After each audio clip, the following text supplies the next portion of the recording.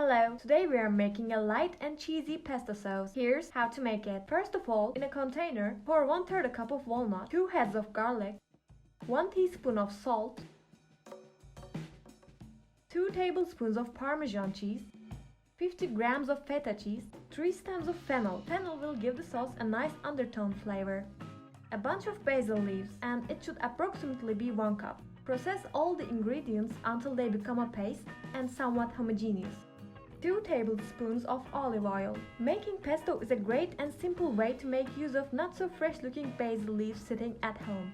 Once you make it, you can keep this fresh pesto sauce in your fridge up to a week and use it in sandwiches, pasta, salad dressings, or as a dip sauce. There's a variety of options. You can pour the pesto in your desired serving bowl and drizzle some more olive oil for the look. This recipe is quite nice, since there are no preservative ingredients in it. It is also lighter than a regular pesto since the oil ratio is relatively lesser. To sum up, it is delicious. Thanks for watching.